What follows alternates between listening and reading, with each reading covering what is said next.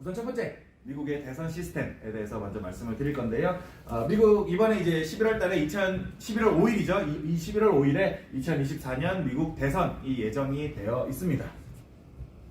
근데 이제 미국 같은 경우는 우리나라는 이제 한 사람이 표 하나, 그래서 두 당 하나씩 해가지고 더 많은 사람의 득표를 얻은 사람이 대통령이 되는 시스템이잖아요. 근데 이제 미국 같은 경우는 그 시스템이 좀 많이 다릅니다. 우리는 이제 그거를 직접 선거제라고 얘기를 하는데 미국은 간접 선거제 형태를 취해요. 간접 선거제가 뭐야? 대통령을 뭐 간접으로 뽑는 게 무슨 말이지? 라고 이제 좀 되게 어려워하시는 분들이 되게 많아요. 우리나라랑 구조 자체가 다르다 보니까. 근데 이제 그거에 대해서 이해를 하려면 이 미국의 국가 시스템에 대해서 먼저 이해를 좀 하셔야 됩니다. 미국이라는 국가는요, 처음에 만들어질 때 여기 오른쪽에 조그마한 것들 있죠? 조그마한 것들이 처음에 미국을 건국했던 13개 주였어요. 그 13개 주들이 각 주의 대표가 모여가지고 우리 영국으로부터 독립해서 우리만의 연방국가를 세우자라고 한 게 미국인 거고, 그래서 처음에 이제 13개 주로 시작해서 미 합중국, 그래서 유나이티드 스테이터스라고 얘기하잖아요. 그러니까 연합된 주, 그 아메리카 대륙의 연합된 주라는 것 자체가 이제 미국의 이름으로 정할 만큼 이 각 주 하나하나의 정체성에 대해서 매우 중요한 가치를 두고 있습니다.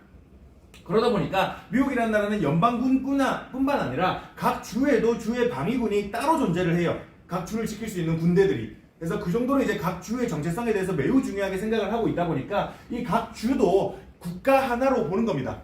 국가 하나로 보고 있고, 그래서 이제 지금 유럽이 하고 싶어 하는 게 그거거든요. 유럽의 모든 국가들이 모두가 연합을 해서 우리가 연방국가를 하나 세워보자 라고 얘기를 하는 게 유럽연합이에요. 근데 아무래도 이제 독일의 경제력과 그리스의 경제력이 너무 차이 나고 뭐 피그스 이런 얘기들을 하고 맨날 지들끼리 싸우고 있는데, 뭐 미국도 뭐 틀린 말은 아니죠. 캘리포니아 뭐 자기들 독립하니 많이 뭐 이런 얘기도 가끔 나오기는 하지만, 그럼에도 불구하고 미국은 이미 이 연방 제도를 뿌리를 잘 내려놓은 상태에 있습니다. 그러니까 뿌리도 내려지지 않은 유럽에서 연방 제도를 하려고 하니까 그게 잘 안 돌아가는 거고, 미국은 이미 연방 제도가 확실히 뿌리 내려져 있는 상태라는 거죠. 그러니까 어쨌든 간에 그런 상태에서 각 주의 자치권을 매우 중요하게 생각을 하고 있다 보니까 이 대통령 선거를 그러니까 선거라는 거에 있어서도 각 주의 권한에 대해서 가장 중요하게 생각을 하고 투표를 합니다.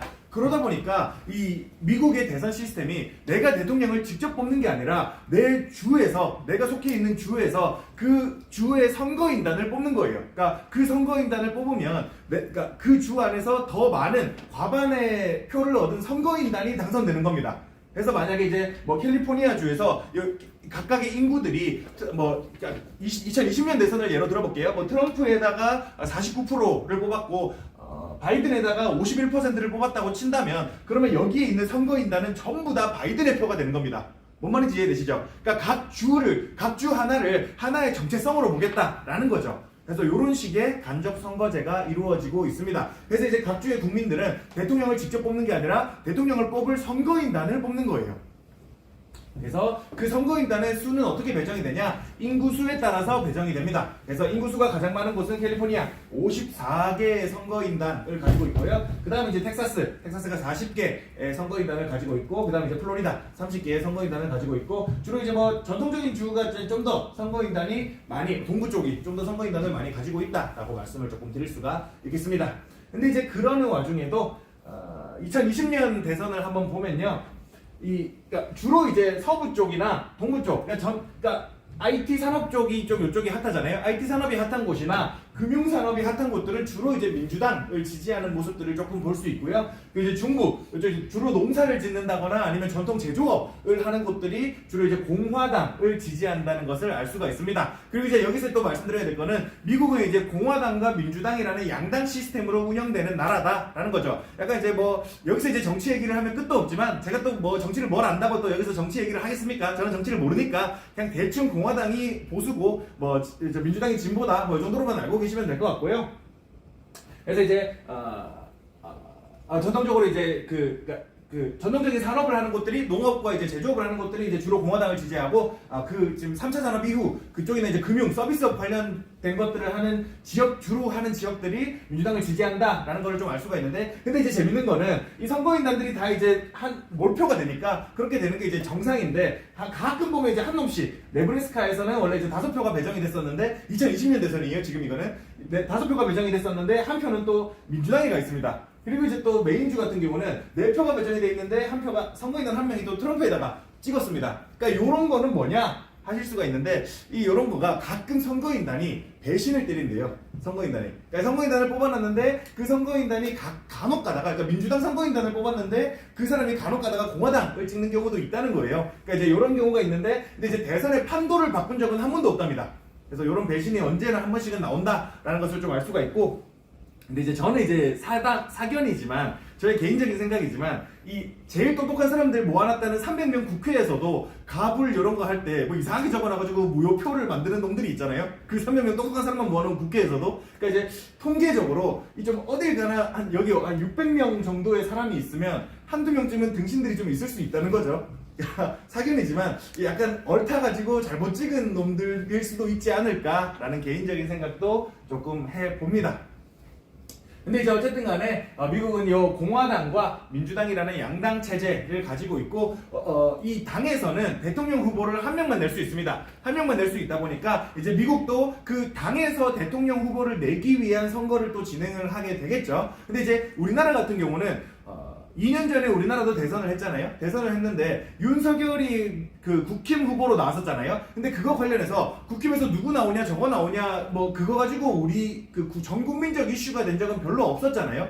그러니까 당내에서 그냥 알아서 그냥 윤석열로 했네? 라고 이제 생각을 했던 거지. 그러니까 우리나라의 대선 시스템은 조금 그렇습니다. 그러니까 경선이라는 걸 진행을 하는데 그냥 당내에서 그냥 이제 당원들끼리 해가지고 대통령 후보를 뽑아가지고 냅니다. 그게 이제 당내 경선을 통해서 그 당의 후보를 내는데 그러다 보니까 일반적인 국민이 당내에서 후보를 누가 낼지에 대해서 크게 관심을 가지는 경우는 별로 없습니다. 근데 이제 미국 같은 경우는 이 두 개의 양당 체제 시스템에서 운영이 되고 있고 공화당 아니면 민주당의 사람이 대통령이 되다 보니까 이 두 개의 당 안에서 또 대통령 후보가 누가 나오냐가 매우 중요한 이슈가 되고 있습니다.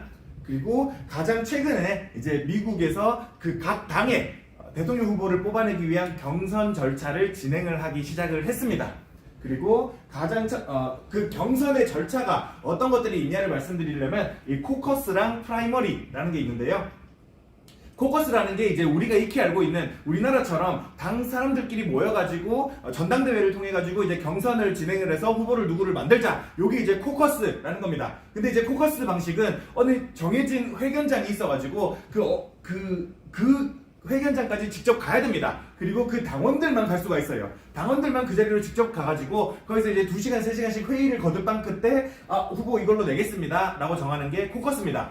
그리고 이제 프라이머리는 이제 진짜 전 국민적으로 투표를 하는 거예요. 그래서 각 주에서 자기 주의 정체성에 따라서 우리는 코커스를 하겠습니다. 우리는 프라이머리를 하겠습니다를 이제 주에서 정합니다. 그리고 이제 그러니까 프라이머리 같은 경우는 이제 당원이 아닌 사람들도 참여를 해가지고 대통령 후보를 뽑는 과정에 참여를 하는 거죠. 그리고 이제 미국의 전국적으로 가장 먼저 진행되는 코커스는 여기 아이오와에서 진행이 됩니다. 지난주에 이미 했어요. 아이오와에서 코커스를 진행을 했고 근데 이제 지난주에 요 지역 특히나 요 지역은 아까 3번 이슈에서도 얘기를 하기는 하겠으나 요 지역이 영하 30도까지 떨어지는 지역이었거든요. 하필 코커스 할 때. 그래서 이제 요 코커스가 득표율이 역대 최저로 낮았습니다. 득표율이라고 할까? 투표율이라고 할까? 그러니까 당원들만 모아가지고 했음에도 불구하고 그 당원들이 14.4%밖에 투표를 안 한 거예요. 그러니까 엄청나게 적은 숫자만 거기를 갔던 거죠. 그러다 보니까 어쨌든 간에 매우 적은 숫자가 가서 투표를 하긴 했는데 근데 이제 여기서 이제 누가 됐냐? 압도적으로 트럼프가 됐습니다. 압도적으로. 그래서 이제 지금 이제 공화당 내 경선 후보가 누가 있냐면요. 도널드 트럼프랑 론 드산티스랑 니키 헤일리라는 3명이 대선 주자로서 활약을 하고 있습니다. 근데 이제 여기 아이오와 코커스가 나오고 나서 론 드산티스는 트럼프를 지지하면서 사퇴를 했어요. 사퇴를 해가지고 이제는 트럼프랑 니키 헤일리 둘밖에 없습니다. 요 둘이 공화당의 경선 후보로서 지금 이제 경선을 진행을 하고 있고요. 그리고 이번 주 23일, 그러니까 이제 우리 시간으로는 24일로 넘어왔을 때 그때 이제 첫 번째로 이 프라이머리를 진행하는 곳이 뉴햄프셔주입니다. 그러니까 이제 요거는 이제 공통이에요. 그러니까 여기는 주법으로 뉴햄프셔는 주법으로 정해놨습니다. 우리는 전국에서 프라이머리를 가장 먼저 진행한다라고 법에 명시가 되어 있습니다. 그래서 여기는 뉴햄프셔는 항상 대선이 있는 해마다 프라이머리를 여기서 가장 먼저 진행을 하고 이번 23일에도 프라이머리가 진행이 되었는데 제가 이제 자료를 월요일에 만들었다 보니까 결과가 어떻게 됐는지는 나오지 않았지만 그걸 만들 당시에도 여론조사 결과는 트럼프가 조금 더 훨씬 높은 상태다. 드산티스는 뭐 사퇴를 했으니까 빠지는 거고 해서 트럼프가 되지 않을까라고 말씀을 좀 드렸었는데 실제로도 트럼프가 이제 57%의 득표율을 얻었고 니키 헤일리가 46%인가 그렇게 해서 한 거의 9% 10% 정도의 차이로 트럼프가 경선을 이기게 됐습니다. 근데 이제 여태까지는 역사적으로는 이 코커스와 프라이머리에서 둘 다 이긴 경선 후보가 대통령 후보가 안 된 적은 한 번도 없었습니다. 역사적으로. 그러다 보니까 아마 코커스랑 프라이머리에서 이긴 이 트럼프가 공화당의 경선 후보가 사실상 공화당의 경선 후보가 아닌 거죠. 공화당의 대통령 후보가 사실상 확정됐다라고 봐도 무방할 것 같습니다. 그래서 이제 아마 이번 대선은 요 둘의 다시금 양자 재대결이 되지 않을까라고 생각을 하거든요. 이번에 제가 왜 경선에서 민주당 얘기는 안 하냐면요. 민주당에는 후보가 그냥 없어요. 그냥 지금 이미 바이든이 대통령이기도 하고요. 그러니까 거기서 이제 경선 자체가 의미가 없습니다. 그냥 바이든이 될 거니까요. 그래서 이제 민주당의 경선은 별로 주목받지 않는 모습을 보이고 있고, 이게 뭐 미국 내 여론에서는 사실상 트럼프가 이제 대통령 후보다, 그러니까 공화당의 대통령 후보다라는 얘기들을 많이 하고 있습니다. 근데 이제 여기서 이제 제가 말씀드려야 될 부분이 뭐냐, 두 분이 연세가 너무 많으시다는 거예요. 그러니까 트럼프가 77세고 바이든이 81세입니다. 우리 할머니도 73세에 돌아가셨는데 이렇게까지 오래 사시는 분들이 과연 좀 어떻게 될까라는 생각을 조금 하게 되는데, 그래서 이제 역대 그 임기 중에 자연사를 하신 대통령이 미국에는 4명 있어요. 4명 있고 가장 최근에 자연사한 대통령이 저 이름 누구냐? 2차 대전 중에 돌아가신 분인데 좀 유명한 프랭클린 루즈벨트가 2차 대전 중에 돌아가셨고, 그 다음에 이제 바뀐 대통령이 바로 이제 일본의 핵을 떨구면서 2차 대전이 끝이 났거든요. 근데 어쨌든 간에 바로 전이 이제 거의 70년 전이에요. 바로 전에 70년 전에 그렇게 돌아가셨고, 만약에 이번에 또 이제 대선이 이제 누가 됐든 간에 이번 임기 중에 또 돌아가시는 대통령이 한 명 더 나올지도 모르겠다. 역대 5번째로 그런 대통령이 나올지도 모르겠다라는 개인적인 생각이 조금 있고요.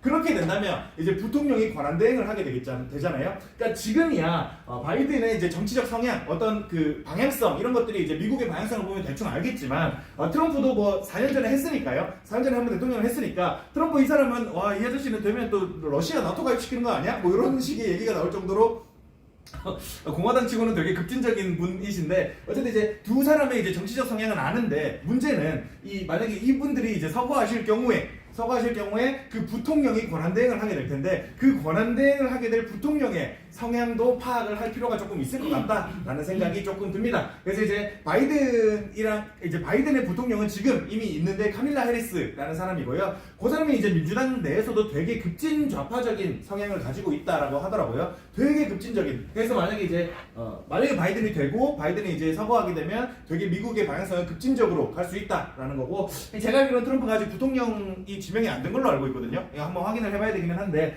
그래서 이제 부통령 후보도 한 번쯤은 체크를 해봐야 될 것 같습니다. 그래서 정리를 좀 드리자면요, 오는 11월 25일은 미국의 대통령 선거가 있는 날입니다.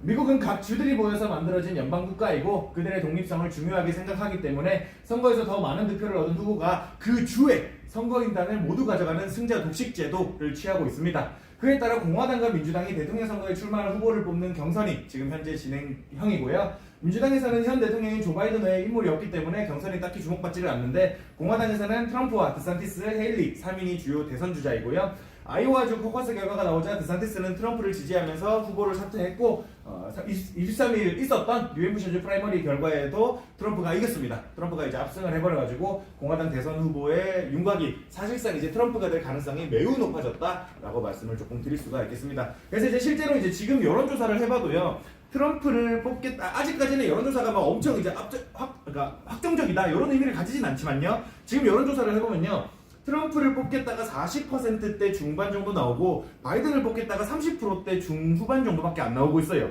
그래서 지금 아직까지는 여론조사에서도 트럼프가 바이든을 이기고 있습니다. 그래서 진짜로 트럼프가 대통령이 될 가능성도 꽤나 높게 고려를 해봐야 된다. 그러면 이제 트럼프가 지금 맨날 얘기하잖아요. 자기는 러시아 전쟁 하루 만에 끝낼 수 있다고. 과연 어떤 식으로 하루 만에 끝낼지 트럼프가 되면 또 되게 재밌어질 것 같습니다. 미국의 정치가 되게 재밌어질 것 같아요. 뭐가 됐든 간에. 여튼 그렇습니다.